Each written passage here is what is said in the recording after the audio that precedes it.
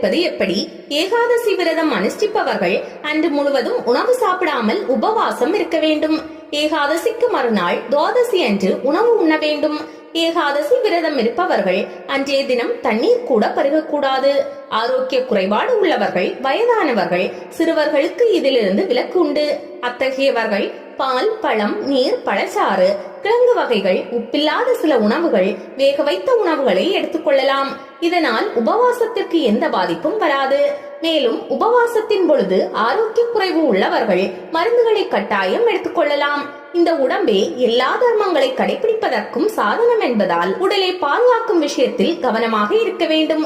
ஒருவரால் ஏகாதசி விரதத்தை கடைபிடிக்க முடியவில்லை என்றால் அவருக்காக மற்றவர்கள் சங்கல்பம் செய்து அந்த விரதத்தை கடைபிடிக்கலாம். அந்த பலன் ஏகாதசி விரதம் யாருக்காக இருக்கிறோமோ அவருக்கு போய் சேரும். கணவனுக்காக மனைவி கடைபிடிக்கலாம், மனைவிக்காக கணவன் கடைபிடிக்கலாம், தந்தைக்காக மகன் கடைபிடிக்கலாம், குருவுக்காக சீடன் கடைபிடிக்கலாம். ஏகாதசி அன்று எதுவும் சாப்பிடாமல் விரதம் இருந்து அன்று இரவு கண் விழித்து பகவானின் பெருமைகளை பாடுவார்கள், புராணங்களை படிப்பார்கள், ஸ்லோகங்களை சொல்வார்கள். பாரம்பரியமாக பரமபதம் என்னும் விளையாட்டு அன்று விளையாடும் வழக்கம் உண்டு.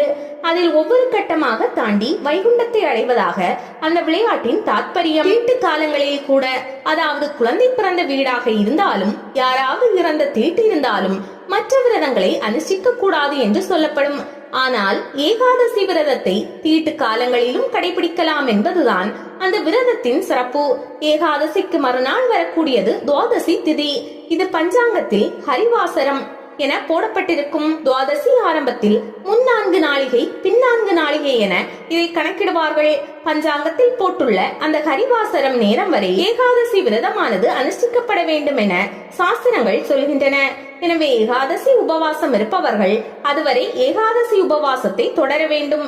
அதன் பிறகுதான் துவாதசி பாரணை, அதாவது உணவு உண்ணுதல் செய்ய வேண்டும்.